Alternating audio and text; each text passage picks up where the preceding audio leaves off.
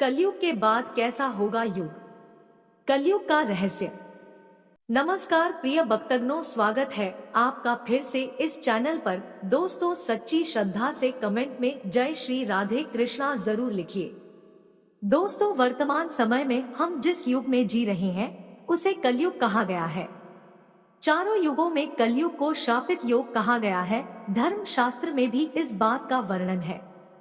जब कलयुग अपने चरम पर पहुंचेगा तब इस धरती से धर्म का नाश हो जाएगा। उस समय भगवान विष्णु कल्कि के रूप में धरती पर अवतरित होकर कलयुग का अंत करेंगे और पुनः धर्म युग की स्थापना करेंगे।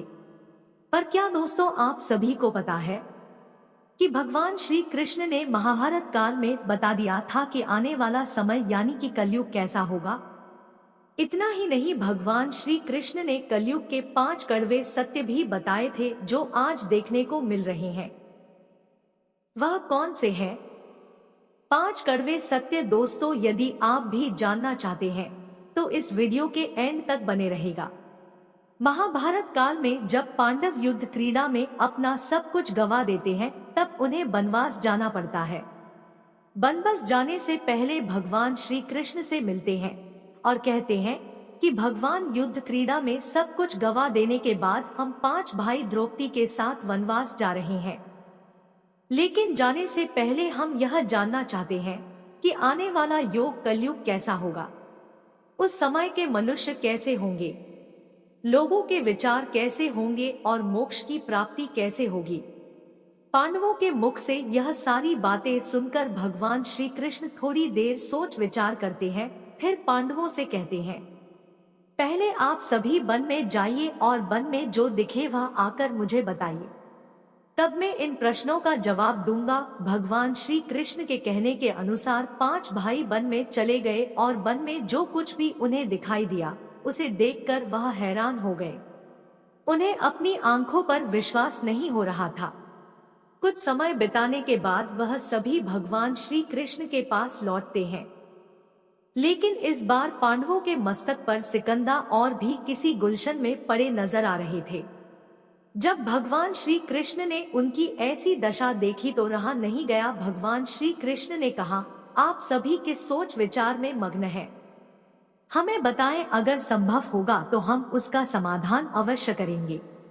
भगवान श्री कृष्ण के मुख से यह बात सुनकर पांडु पुत्र युधिष्ठिर ने हाथ जोड़ कर कहा कि है माधव, हमारा शंका है कि उन दृश्य को लेकर है जो हमने वन में देखा, उनकी कल्पना हमने कभी सपने में भी नहीं की थी। तभी भगवान श्री कृष्ण कहते हैं कि आप सभी एक एक करके मुझे विस्तार से बताइए कि आपने वन में क्या देखा। इसमें सबसे पहले युधिष्ठिर कहते हैं, है द्वारका नरेश, हम सभी 5 भाई वन में अलग अलग दिशाओं में भ्रमण के लिए निकल गए थे।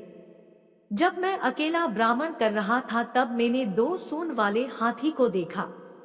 अब आप मेरी इस शंका को दूर कीजिए कि भला एक हाथी के 2 सूंड कैसे हो सकता है। अब अर्जुन की बारी होती है। अर्जुन बताते हैं कि उन्होंने एक ऐसे पक्षी को देखा जिसके पंखों पर वेद की रचनाएं लिखी हुई थी और वह मुर्दे का मांस खा रहा था। अर्जुन के बाद भीम बताते हैं कि उन्होंने वन में एक ऐसी गाय को देखा जिसने अपने बछड़े को जन्म के बाद चाट रही थी, जैसे खून आने लगता है। इसे देखकर मैं हैरान रह गया, आखिर एक माता अपने बच्चों के साथ ऐसा कैसे कर सकती है।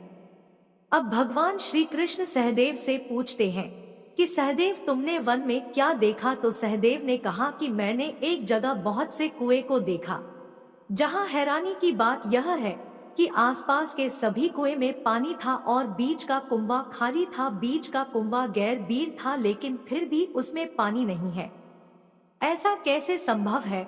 अब नकुल आगे बताते हैं कि वे जब वन में भ्रमण कर रहे तब उसने एक बड़ी चट्टान पर्वत से लुढ़कते हुए देखा।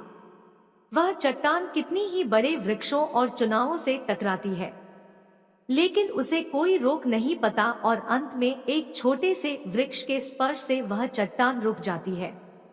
अभी युधिष्ठिर भगवान श्री कृष्णा से कहते हैं कि है वासुदेव, हम भाइयों ने जो भी वन में देखा उसका सारा विस्तार आपसे बता दिया। अब आप हमारी सारी शंकाओं को दूर करते हुए हमें विस्तार से बताइए।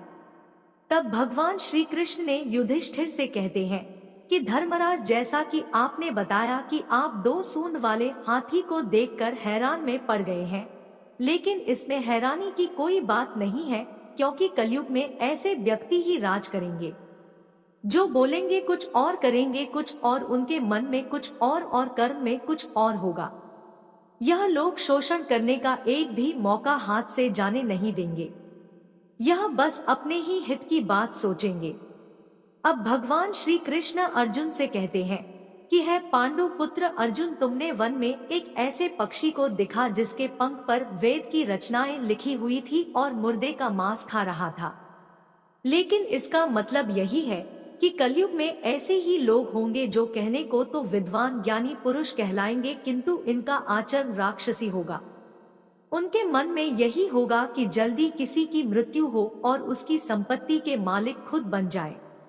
कलयुग में मनुष्य के लिए सबसे ऊपर धन और संपत्ति होगा और कुछ गिने चुने सख्त ही वास्तविक संत होंगे। इसके अलावा कलयुग में ज्यादातर इंसान अपनों को ही ठग कर आगे बढ़ने के विचार में होंगे।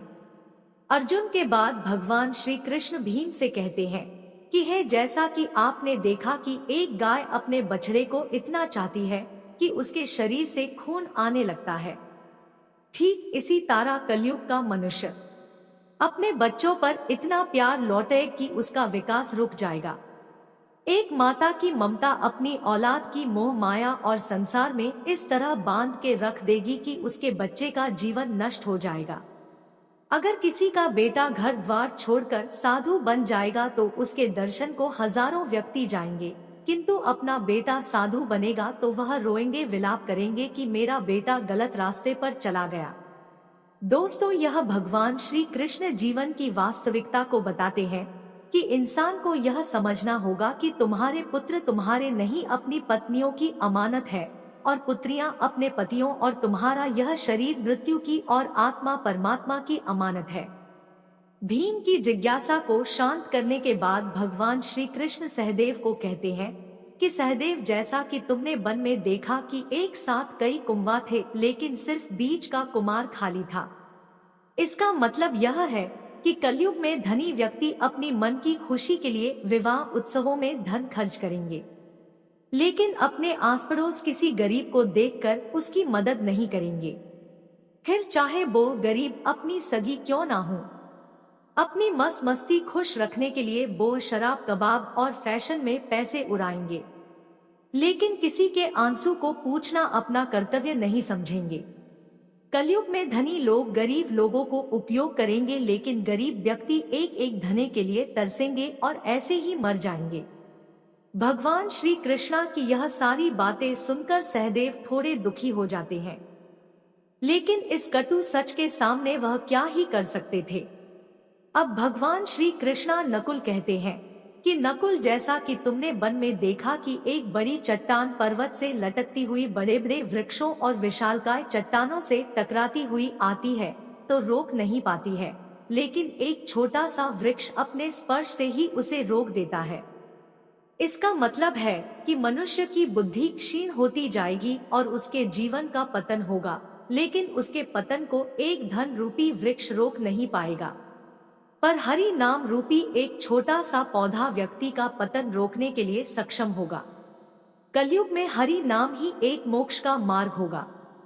अगर व्यक्ति धन का लालच छोड़कर भगवान की भक्ति में रम जाएगा, हरि नाम का जप करेगा, तो निश्चय ही उसे कोई दुख तकलीफ नहीं होगा और मरने के बाद भी उसे भगवान के चरणों में जगह मिलेगी।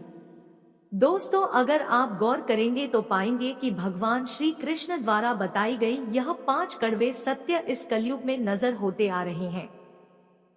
ऐसे में अगर आप भी अपने जीवन की सारी तकलीफ को दूर करना चाहते हैं तो आज से ही हरि नाम का जप करना शुरू कर दे। तो दोस्तों, इस वीडियो में फिलहाल इतना ही।